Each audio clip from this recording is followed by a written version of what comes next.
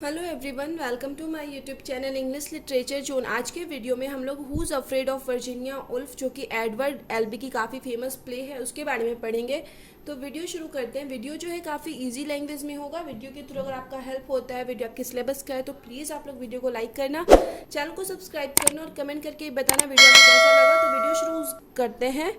Whose afraid of Virginia Woolf is play, एक play है written by Edward Albee, जिसको कि एडवर्ड एल्बी के द्वारा लिखा गया है।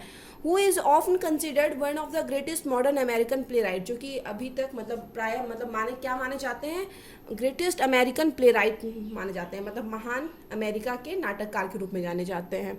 He is one of the big four classic American play right, मतलब चार जो अमेरिकन बहुत बड़े प्ले राइट थे उनमें से एक है, इंक्लूडिंग, जिसमें कौन कौन शामिल है, Eugene O'Neill, Tennessee Williams and Arthur Miller, और एक जो चौथे जो है एडवर्ड एल्बी। तो ये चार मिलके क्या ग्रेट अमेरिकन, मतलब बिग फोर माने जाते हैं अमेरिकन प्ले राइट में। तो ये उन्हीं में से एक थे। He started his literary career with the play the zoo story. अपने करियर की शुरुआत वो मतलब जो है एडवर्ड एल्बी द स्टोरी नाम के प्ले से करते हैं। It is one act play, जो वह था द जू स्टोरी, वह वन एक्ट का प्ले था। 3 of his play won the Pulitzer prize for drama. उनका जो 3 प्ले है उनको उसको ड्रामा के लिए पुलिट्जर प्राइज मिला। कौन कौन सा है, a delicate balance, seascape and 3 tall women, ये तीनों को क्या मिला, पुलिट्जर प्राइज मिला। And 2 of his other works won the Tony award, और 2 उनके अदर वर्क को टोनी अवार्ड मिला है फॉर द बेस्ट प्ले के लिए। Albee was one of the earlier American contributors, one of the मतलब शुरुआती कॉन्ट्रीब्यूटर्स, योगदान जिनका रहता है, उनके रूप में जाने जाते हैं। To the theatre of absurd, absurd मतलब थिएटर ऑफ एब्सर्ड में मतलब उनके अपने कॉन्ट्रीब्यूशन के लिए जाने जाते हैं। One of his famous quotes which inspired us is, उनका जो मतलब one of the famous quotes है जो हम लोग को इंस्पायर करता है वो है, if you are willing to fail interestingly you tend to succeed interestingly. ठीक है, ये काफ़ी फेमस कोट्स है उनका। अब Albee was openly a gay, Albee क्या थे, एक गे थे। In the Lambda literary foundation pioneer awards for lifetime achievement, he says in his speech. तो मतलब जब भी मतलब वो जो अवार्ड में फंक्शन में गए थे तो अपने स्पीच में वहाँ पे कहते हैं, a writer who happens to be gay, कि एक जो राइटर होता है ना वो गे हो सकता है और लेस्बियन भी हो, और लेस्बियन भी हो सकता है, must be able to transcend self, मतलब वो खुद को फिर भी मतलब चाहे गे हो या फिर लेस्बियन हो, राइटर है तो वो खुद को श्रेष्ठ ऊंचा बना सकता है। I am not a gay writer, वो खुद की डेफिनेशन ऐसे देते हैं कि वो हम एक गे राइटर नहीं है। आई एम ए राइटर, मतलब मैं एक लेखक हूँ, who happens to be a gay, जो कि गे हो सकता है। The title of this play, इस प्ले का जो टाइटल है, has been taken from a song, एक गाने से लिया गया है। Who is afraid of big bad wolf, मतलब सॉन्ग जो था क्या था, who is afraid of big bad wolf, इसी को मतलब थोड़ा चेंजिंग के साथ कर दिया गया है, who is afraid of Virginia Woolf. ठीक है, तो यही हम लोग का प्ले का टाइटल है। It is a first full length play of Elby, Elby जो ऑथर है उनका पहला फुल लेंथ प्ले था। It is a 3 act play, 3 act का प्ले है एंड फर्स्ट परफॉर्म्ड इन अक्टूबर 1962, इसको पहली बार परफॉर्म जो किया गया अक्टूबर 1962 में किया गया। There are 4 major characters in this play, 4 major characters है प्ले में, Martha, George, Nick and Honey. Whole story of this play moves around its 4 major character, यही जो 4 मेजर कैरेक्टर है पूरा स्टोरी इन्हीं के इर्द गिर्द घूमता है।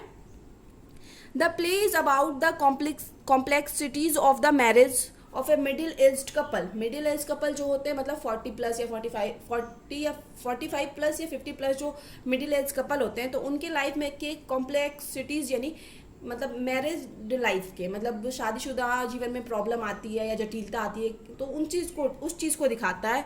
किसके मैरिड लाइफ के को दिखाता है, मार्था एंड जॉर्ज। ठीक है, दोनों मिडिल एज कपल हैं। The play is set in the living room of George and Martha house, play की जो सेटिंग रखी गई है जॉर्ज और मार्था के घर के, कहाँ रखी गई है, लिविंग रूम में। Located on the campus of A small new England college, जो कि स्मॉल न्यू इंग्लैंड कॉलेज के कैंपस में स्थित है। George is a professor of history, George एक हिस्ट्री इतिहास का प्रोफेसर रहता है। एंड हिज वाइफ मार्था, और उसकी जो वाइफ है Martha, is the daughter of the college president, वो कॉलेज प्रेसिडेंट की क्या रहती है, डॉटर रहती है। The play begins with Martha and George, play जो शुरू होता है मार्था जॉर्ज से शुरू होता है, returning from a party at Martha's father house. वे लोग कहाँ से आ रहे हैं, मार्था के घर में एक पार्टी है, मार्था के पिता के घर में, वहां से वो लोग वापस आ रहे हैं। मार्था इन्फॉर्म जॉर्ज, और यहीं पे मार्था जॉर्ज को बताती है, she has invited a young professor, कि वह इन्वाइट की हुई है एक यंग प्रोफेसर निक को and his wife Honey for drink, मतलब ड्रिंक करने के लिए निक और हनी को इनवाइट किए हुए हैं। जॉर्ज रिमाइंड्स हर, जॉर्ज उसको याद दिलाता है, it is 2 o'clock in the morning, मतलब ये सुबह के 2 बज रहे हैं। And he told to Martha, और मार्था को बताता है, that do not tell about our son from anyone, कि किसी से भी, मतलब हमारा जो बच्चा है, हमारा जो बेटा है, उसके बारे में किसी से भी बात मत करना। मार्था सेज, मार्था कहती है, who is afraid of Virginia Woolf to tune of, मतलब who is afraid of big bad wolf, तो बिग बैड उल्फ यही जो ट्यून है उसी को थोड़ा चेंज करके मार्था यहाँ पे कहने लगती है, मतलब गाना गाने लगती है। Who is afraid of Virginia Woolf, इस ट्यून का, बिग बैड उल्फ का, टू मॉक जॉर्ज, जॉर्ज को थोड़ा चिढ़ाने के लिए, मजाक बनाने के लिए। द डोरबेल रिंग्स, अब डोरबेल बजती है, doorbell, and George opens the door, George दरवाजा खोलता है। Nick and Honey their guest look as through, मतलब वो लोग सामने दिखते हैं। दे रिग्रेट हैविंग कम, और उन लोग को देख के ऐसा लगता है कि वो लोग मतलब आके थोड़ा क्या हो ना, रिग्रेट कर रहे हैं, पछता रहे हैं, पछतावा हो रहा है उनको आने का।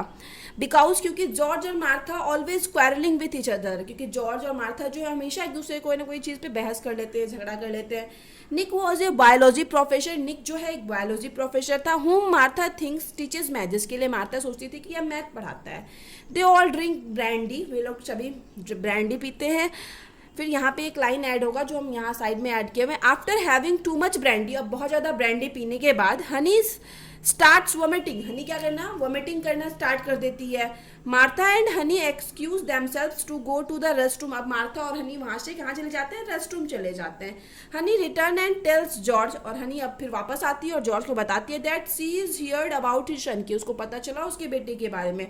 बट इन एक्चुअली, लेकिन वास्तविक में, there are no any child of Martha, मतलब ये लोग अभी भी, मतलब आप, मतलब लाइन से क्लियर हुआ, जॉर्ज बोला है मार्था को कि किसी को मत बताना मेरे अपने बेटे के बारे में।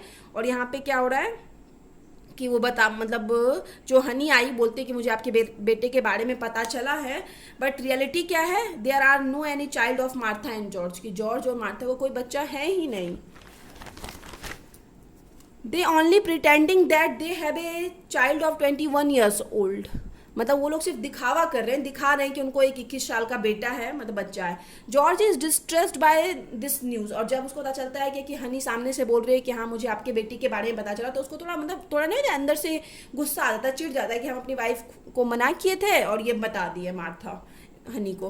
When George leaves to get more alcohol, अब जॉर्ज वहाँ से जब जाता है और एल्कोहल लाने के लिए, Martha begins telling Honey and Nick about the circumstances of their marriage, मतलब अपने शादी की स्थिति के बारे में मार्था बताने लगती है निक एंड हनी को। Martha and Nick started flirting with each other, Martha और निक एक दूसरे के साथ फ्लर्ट करने लगते हैं। जॉर्ज री इंटर्स with the middle of her narrative, जब वो लोग बात कर रहे थे तो उसी के बीच जॉर्ज फिर से प्रवेश करता है। Martha and Nick continue flirt with each other, ये लोग अभी भी अपना फ्लर्टिंग जो है कंटिन्यू रखे हुए हैं in the presence of George, George की उपस्थिति में। एट दिस टाइम, और इसी समय, दे ऑल ऑग्यू, वे लोग सभी बहस करते हैं, क्वारल विथ ईच अदर, और एक दूसरे के साथ क्या करते हैं, लड़ाई करते हैं, many times on different topics, मतलब सब बैठ के बात कर रहे हैं, लेकिन क्या हो रहा है, बहुत बार बहुत सारे टॉपिक पे इन लोगों का कोई ना चीज़ को लेके क्या हो जा रहा है, बहस हो जा रहा है। Honey runs out of the rooms to vomit again, फिर से वो रूम जाती है, उसको फिर से वॉमिटिंग आ रहा है हनी को, तो वो चली जाती है। When George exits to get ice, और वहाँ से जब जॉर्ज जाता है आइस लाने के लिए, मार्था अगेन सेड्यूस निक, मतलब फिर से यहाँ पे मार्था सेड्यूस करने लगती है निक को, मतलब कोशिश करती है कि उसके साथ रिलेशनशिप बनाए, फिजिकली थोड़ा क्लोज हो। Martha goes off to the kitchen, अब मार्था किचन चली जाती है with Nick to continue her seduction, और मतलब अपना फ्लर्टिंग को कंटिन्यू रख सके तो वो अकेले चली जाती है, निक को लेके किचन चली जाती है। At the end of this play, इस प्ले के एंड में, George said to Martha, George Martha को बताता है, that a man from Western Union came, कि एक वेस्टर्न मतलब पश्चिमी यूनियन से एक आदमी आया था, एंड डिलीवर्ड ए टेलीग्राम, और एक टेलीग्राम डिलीवर्ड किया, इन्फॉर्मिंग दैट, यह बताते हुए, देयर सन हैड डाइड, कि उनका जो बेटा है मर चुका है। After hearing this, Martha was totally shocked. यह सुनने के बाद क्या होता है, मार्था पूरी तरह से शॉक हो जाती है। सी स्क्रीम्स, वह चिल्लाती है, एंड क्राइज, रोती है। आस्क जॉर्ज, और उसके बाद जॉर्ज से पूछती है what he did with the Telegram, की तुमने मतलब पूछती है कि तुम उस टेलीग्राम का क्या किए। He says he at it, और वह कहता है कि वो उसको खा चुका है। It and then Martha ask, और उसके बाद मार्था पूछती है वाई ही डिड सो, कि उसने ऐसा क्यों किया। जॉर्ज रिप्लाइड, जॉर्ज यहाँ पे जवाब देता है because she broke the one rule of not telling others people about their child. George बताता है कि हम खा गए मतलब वो टेलीग्राम को, क्योंकि तुम हमसे प्रॉमिस की थी कि तुम किसी को नहीं बताओगी मेरे बेटे के बारे में, अपने बच्चे के बारे में, लेकिन तुम अपना प्रॉमिस तोड़ी, तो हम भी ऐसा किए। एट दिस टाइम, और इस समय निक जो उस घर में गेस्ट आया हुआ था उसको रियलाइज हो जाता है that Martha and George are in fact incapable of having children, कि मार्था और जॉर्ज जो है इनकैपेबल हैं कोई भी बच्चा पैदा करने में। And their son is imaginary, और उनका जो बच्चा है, बेटा है, वो इमेजनरी यानी काल्पनिक है। Nick and Honey go home, Nick और हनी वापस घर चले जाते हैं। Martha worries about their life without their fake son. अब मार्था मतलब को पता चला है कि उसका फेक ही बेटा था, मतलब इमेजिनेशन में ही था, वो मर चुका है, तो वो मतलब पूरी चिंतित है कि अब उसकी लाइफ कैसे कटेगी बिना फेक सन के। अब आगे 10 इस प्रकार थ्रू दिस प्ले, इस प्ले के जरिए पोइट सेज अस, पोइट हम लोग को बताते हैं that human being must learn to be live without illusion, कि ह्यूमन बीइंग जो होते हैं, मनुष्य जो होते हैं, उनको बिना किसी भ्रम के रहने में सीखना चाहिए। मतलब सच्चाई जो है उसको एक्सेप्ट करना चाहिए। जैसे इन लोग को अगर बेबी नहीं था, बेटा नहीं था, तो इस चीज़ को एक्सेप्ट करना चाहिए, ना कि ये पूरा मतलब बस सोसाइटी को दिखाने के लिए कि हाँ मेरा एक 21 साल का बेटा है, वो प्रिटेंड कर रहे थे। तो यही यहाँ पे दिखाता है कि ह्यूमन बीइंग को क्या करना चाहिए, बिना इल्यूजन के रहना चाहिए, बिना किसी भ्रम के रहना चाहिए। Martha and George lives in a land of fantasy, Martha और जॉर्ज जो है एक फैंटेसी की दुनिया में रह रहे थे, काल्पनिक दुनिया में।